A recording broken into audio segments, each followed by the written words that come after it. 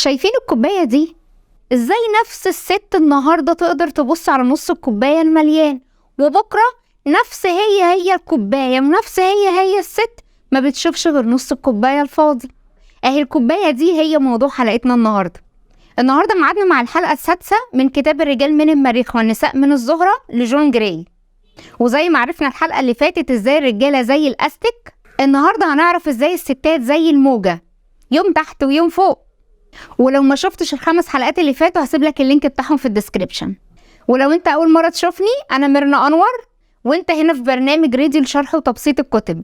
لو بصيت على معظم الستات هتلاقي الواحدة منهم اوقات كتير بتعدي لك اي حاجة، واوقات تانية بتقف لك على الواحدة وكأنها بتتلكك، واللي هو وكمان بتقولي صباح الخير. طب هو في ايه بجد وايه اللي بيحصل؟ مين دي؟ بعيدا عن الهزار والتريقة اللي بتتقال على الستات بسبب لخبطة المشاعر دي، مهم انت كراجل تفهم السبب العلمي والنفسي علشان تقدر تتعامل معاها. وانت كمان مهم كست تعرفي الفكرة دي علشان تقدري تقبلي نفسك وتتعاملي معاها، وبالتالي تقدري تتعاملي مع كل اللي حواليكي. الفكرة كلها ان الست فعلا زي الموجة، يوم فوق ويوم تحت ويوم تحت ويوم فوق. يوم تحس ان هي راضية جدا عن حياتها وعن اللي انجزته وتشوف الحلو بس فيها، وفجأة تحس ان هي مش مبسوطة، ان هي متأخرة، ان هي فايتها كتير، ان عمرها ضاع كده وما انجزتش حاجة وما استفادتش بحاجة وما انبسطتش حتى. وهنا بتكون وصلت للقاع او الموجة بتاعتها تحت، وبعد ما بتوصل مزاجها بيتبدل خالص رغم ان الظروف هي بس بتحس مرة تانية ان هي راضية عن نفسها ومتقبلة نفسها كده زي ما هي، وتبدأ موجتها تطلع لفوق مرة تاني. واكيد انت دلوقتي فهمتني، الست لما موجتها بتكون فوق بتعدي لك اي حاجة، بيكون عندها كمية حب رهيبة تديهالك واهتمام وتقبل. اما بقى لما الموجة بتنزل بتحس بفراغ داخلي، بتبقى عاوزة تاخد، ما بتبقاش قادرة تدي، بتبقى عاوزة بس منك في الوقت ده حب غير مشروط. واكيد دلوقتي انتوا فهمتوا ايه علاقة الكوباية دي. الست لما تكون موجتها فوق ما بتشوفش غير النص المليان، ولما بتكون موجتها تحت ما بتشوفش غير النص الفاضي. وتعالى اقول لك بقى على حاجة محدش كتير يعرفها. انا قلت لكم ان الست وهي موجتها عالية بتعدي لك اي حاجة، بس الحقيقة ان هي مش بتعدي قوي. يعني ايه الكلام ده؟ هي بتعدي لك الحاجة في وقتها، بس كل حاجة بتتخزن عندها على مستوى اللاواعي بطريقة فطرية وبتطلع في وقتها. طب وقتها ده امتى؟ لما الموجة بتاعتها تنزل هتلاقيها حست بضيق من كل اللي حصل، وفجأة تفتكر كل اللي زعلها، وكأن كل حاجة اتراكمت مرة واحدة فوق دماغها. حاجات حصلت الشهر اللي فات ومواقف عدى عليها يمكن 3-4 سنين إن ما كانش أكتر. وفي الوقت ده كل اللي بتحتاجه إن هي تتكلم بس عن مشاعرها، وإن أنت تسمعها وتفهمها. الست في الوقت ده بتبقى كأنها في بير ضلمة، مشاعرها متلخبطة، فجأة بتعاني من عواطف غير مفهومة ومشاعر مبهمة، غرقانة في اللاواعي بتاعها، حاسة إن هي عاجزة، وحيدة، متخبطة، تايهة. كل حاجة اسودت مرة واحدة. بس لو حست بحبك وتفهمك كل حاجة هتتحسن بطريقة تلقائية. طب هتقولي وانا مالي؟ انا ما عملتلهاش حاجة. انا مالي ان كانت جوه البير؟ انا مالي ان كانت الموجة بتاعتها فوق ولا الموجة بتاعتها تحت؟ انا مالي باللاواعي بتاعها؟ انا مالي بكل مشاعرها المتلخبطة؟ ده انا ساعات ما ببقاش عارف هي مجنونة ولا مش طبيعية ولا مالها دي. الفكرة كلها ان الست لما بتدي الحب للي قدامها بيكون انعكاس لشعورها اتجاه نفسها. يعني ببساطة لو ما كانتش راضية عن نفسها في الوقت اللي هي فيه تحت في القاع، مش هتقدر تديك الحب، لان هي ما عندهاش حاجة تديها، هي اصلا مش حابة نفسها في الوقت ده، وبتكون حساسة لأقصى درجة، ماشية في البيت كده اللي هو يا شر شطر، انا مش طايقة نفسي النهاردة.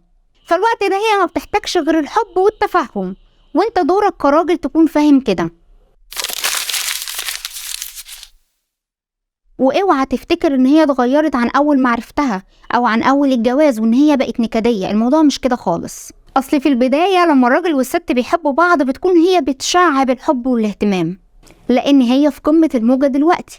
فللأسف معظم الرجالة بيتوقعوا ان الحالة دي هتدوم والحياة هتبقى وردي على طول، وده بالظبط زي توقع اننا في الشتاء والصيف مش هيجي، او بالليل والشمس مش هتطلع. لكن زي ما في ليل في نهار، وزي ما في حر في برد، وفي شتاء وصيف وربيع وخريف. وده بالظبط في العلاقات، يعني دوام الحال من المحال. وزي ما قلنا في الحلقة اللي فاتت ان الرجالة بتبعد بعدين تقرب، الست برضو بتطلع وتنزل في قدرتها على حب وتقبل نفسها، وبالتالي حب وتقبل الآخرين. يعني هو حلال ليكم وحرام علينا؟ عاوزين نفهم بعض كده عشان الدنيا تعدي وتعدي حلو.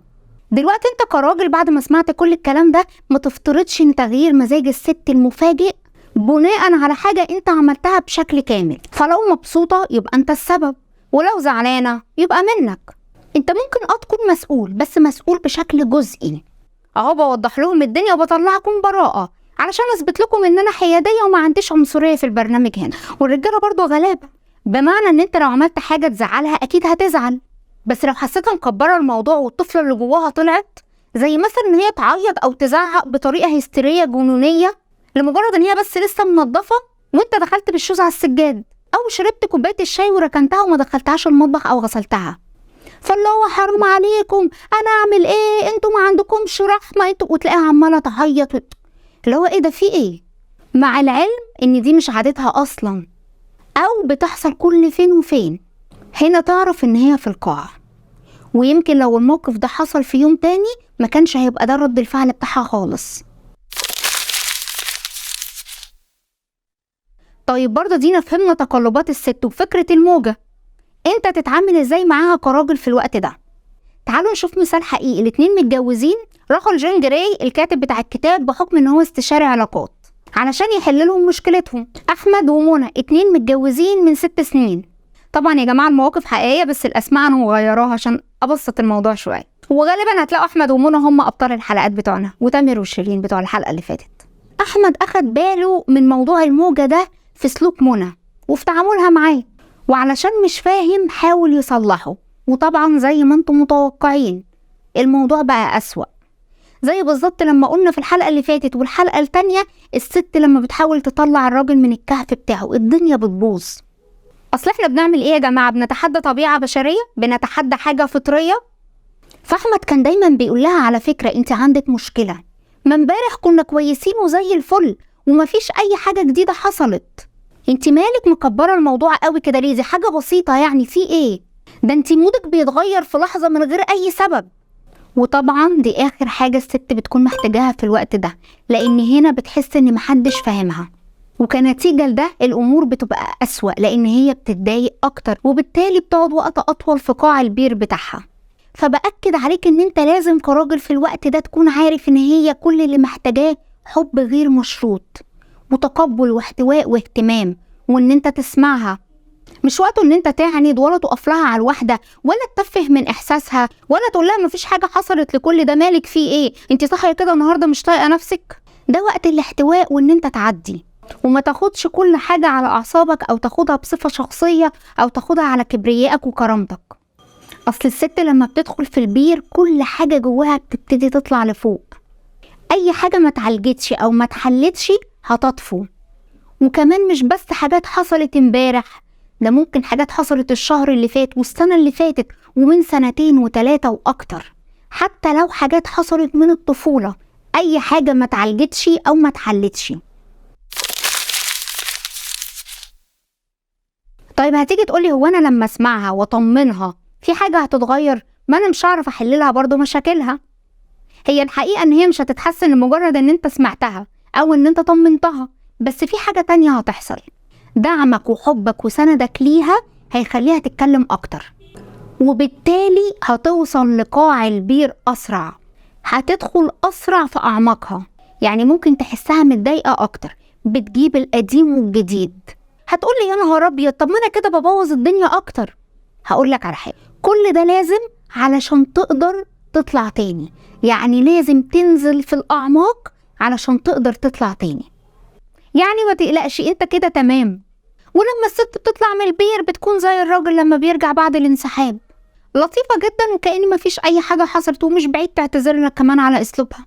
وهنا انت هتشك ان هي مجنونة او ان كل امورها ومشاكلها اتحلت، بس لا، ما حصلش اي حاجة من دي، وما فيش اي حاجة اتحلت، وما فيش اي حاجة اتغيرت، بس برضه هي مش مجنونة، دي طبيعتها وفطرتها. نرجع بقى لأحمد ومنى. احمد كان بيقول لجون جراي ان منى في بداية علاقتهم كانت قوية جدا وكلها حب وطاقة، بس بعد كده بقيت دايما عاوزاني اطمنها اني بحبها، اطمنها ان هي مهمة عندي، اطمنها اني هفضل موجود. وعملت ده كله فعلا، وخلصت الموضوع معاها وطمنتها. لقيتها بعد شهر مرت بنفس المود ده، كأنها ما سمعتنيش المرة الأولى، ولا كأني اتكلمت، ولا كأني قلت حاجة. وبصراحة حسيت بإحباط واتخانقنا، اللي هو مفيش فايدة فيكي. وبصراحة أحمد لو راح حكى لحد من أصحابه أو حكى لمامته أو حد ما كانش فاهم اللي احنا بنتكلم فيه النهاردة، هيشوف إن هو عنده حق. خصوصا إن الست في الفترة دي بيكون عندها نزعة للتملك غير عادية وعلى غير العادة. وركز قوي على غير العادة دي. يعني مثلا بتكون على طول سايباك براحتك، سايباك تخرج مع اصحابك، تتأخر بره براحتك، فاهمة احتياجك للكهف واحتياجك ان انت تنسحب واحتياجك ان انت تكون لوحدك. بس فجأة تلاقيها عاوزاك تكون جنبها على طول وما تنزلش مع اصحابك، وكل اللي هي عاوزاه ان انت بس ان انت تقعد جنبها وتطمنها وتسمع كلامها اللي بيتعاد وتطمنها برضو. بيكون احتياج جامد جدا ليك زي الطفلة، خصوصا لو كانت عانت في الماضي من عدم وجود باباها بأي شكل من الأشكال. هتحتاج طمأنة مضاعفة، حتى لو كان الشكل ده مش وفاة لا قدر الله، حتى لو كان الشكل ده انشغاله دايما عنها في الشغل وان هو ما كانش بيديها وقته. والحل بسيط، لازم تعيد اللي انت عملته في المرة الأولى كل مرة، وتحاول تخليك جنبها على قد ما تقدر. طب ايه اللي هيحصل لو الست ما راحتش البير وقت ما حست ان هي عاوزة تروحه، او قاومت موجة الانهيار بتاعتها؟ بص، لو فهمت كل اللي فات ده هتقدر في وقت نزول موجة الست دي ان انت تحسسها ان انت فاهمها، وان انت بتدعمها في كل الاوقات ايا كان مودك ايه. انا بحبك في كل حالاتك ومعاكي في كل حالاتك. هنا هتطمن وتقدر تروح البير من غير اي صعوبة. هتكون متصالحة مع طبيعتها وبتحب نفسها كده زي ما هي، وحاسة ان هي مش بتأذيك ولا بتخسرك بطبيعتها دي. ومع الوقت هتتحرر من الماضي ومن اي حاجة في الماضي مأثرة عليها. هيكون في تقلبات في المزاج برضو، بس مش بنفس الحدة. حدة نزولها هتقل شوية، وهنا انت تمام وهي هتكون تمام. اما بقى لو الراجل فضل يقلل من ضيق الست وان مفيش حاجة حصلت مستاهلة كل اللي انت بتعمليه ده، هتحس بعدم امان لو دخلت البير، وهتقاوم دخولها ليه، وهتبين لك دايما ان كل حاجة تمام، وتكتم مشاعرها السلبية عن طريق بعض السلوكيات الإدمانية زي الأكل الكتير أو الشغل الكتير. من الآخر كده بتفش غلها في حاجة، بتطلع كبتها وطاقتها في حاجة. بس برضو خليني أقولك إن انت لو بتعملي كده فده مش الحل، لأنك برضو هتقعي في البير، بس المرة دي هتكون الوقعة جامدة، هتترزعي. أسفة. بس برضو خليني أقولك إن انت لو بتعملي كده فده مش الحل، لأنك برضو مهما حاولتي هتقعي في البير، والمرة دي هتكون الوقعة جامدة، هتعور، ومشاعرك هتظهر بشكل لا يمكن التحكم فيه. انتي نفسك مش هتكوني عارفة تتحكمي في نفسك ولا تسيطري على تصرفاتك. واكيد كلنا سمعنا عن قصص 2 متجوزين مش بيتخانقوا غير نادرا، وكل حاجة تمام، وفجأة يقرروا الطلاق. في كتير من الحالات دي بتكون الست كبتت مشاعرها السلبية علشان ما يحصلش خناقات، ونتيجة لده بتبقى مش قادرة تحس ان هي محبوبة، ومع الوقت بتبقى عديمة الشعور، ما عندهاش اي احساس ولا بالوحش ولا بالحلو. اصلي لما تسجن المشاعر السلبية معاها بتسجن المشاعر الايجابية، ويموت الحب. ده غير ان في مشكلة كمان بتحصل، ان بعض الستات اللي بيتجنبوا التعامل مع مشاعرهم السلبية وبيتهربوا منها بيعانوا من مشاكل كبيرة جدا في فترة الPMS. يعني مش بيقدروا يتعايشوا مع مشاعرهم السلبية بطريقة إيجابية في فترة التغيرات الفسيولوجية اللي بتحصل كل شهر، فبتكون الفترة دي عندهم كابوس، والدنيا حرفيا بتخرب، لأن هم مش بيقدروا يسيطروا على نفسهم بأي طريقة، والمشكلة بتتضاعف، بيبقوا داون لأقصى درجة أكتر من أي حد. أما بقى اللي بتعرف من قبل الفترة دي أصلا إن هي تتعامل مع مشاعرها السلبية، ففي حالات بتختفي عندهم أعراض الPMS، وفي حالات بتقل حدتها خالص. طب هل فكرة البير والموجة اللي فوق والموجة اللي تحت ونص الكوباية المليان ونص الكوباية الفاضي هتختلف حسب كون الست دي قوية أو ضعيفة؟ لأ، خلوني أقول لكم إن ده ملوش أي علاقة خالص بكون الست قوية أو ضعيفة، لأن حتى الست القوية الناجحة الواثقة في نفسها هتحتاج تزور البير بتاعها من وقت للتاني. فاوعى تفتكر كراجل كون مراتك ست ناجحة في شغلها وقوية فمعناه إن هي مش هتمر بالتقلبات دي، بالعكس. فكر معايا كده، الست اللي بتشتغل عادة الضغط عليها بيكون أكتر من لو كانت قاعدة في البيت ومش بتشتغل. زميلها يضايقها، زميلتها تحرق دمها، مديرها يزعق لها، ايا كان. فتقلباتها بتبقى اصعب، بتحتاج زي فترة تنظيف ونقاهة من كل اللي حصل. وعلشان تفهمني اكتر، ده بالظبط زي ما ضغط الشغل بيخليك تدخل الكهف اكتر او تقعد في الكهف وقت اطول. طب خلينا بقى في الاسئلة المهمة، ده بيحصل للست كل قد ايه؟ في دراسات قالت ان موضوع تقدير الذات عند الست بيطلع وينزل عادة في دورة بين 21 يوم ل 35 يوم. اما بقى الرجالة فمفيش اي دراسات حوالين المدة اللي بيحتاجوا ينسحبوا فيها او يبعدوا زي الاستك. لكن الكاتب بيقول من تجربته من الناس اللي بتجيله ان هي نفس المدة تقريبا من 21 يوم ل 35 يوم. يعني انتوا كافرج كده في المتوسط كل 21 يوم تبتدوا هي تراقبوا بعض، ومع الوقت هتفهموا الفترة دي انتوا بتعدوا بيها امتى. وبس كده، دي كانت نهاية حلقتنا النهاردة. اتمنى تكونوا فعلا استفدتوا واستمتعتوا، ونور لكم في دماغكم كده حاجات ما كانتش واضحة. ولو عجبكم الفيديو اعملوا له شير عشان تساعدوني اوصله لاكبر عدد من الناس، وطبعا لايك وتشترك في القناة وتفعل الجرس عشان يوصلك الحلقة الجاية. باي باي.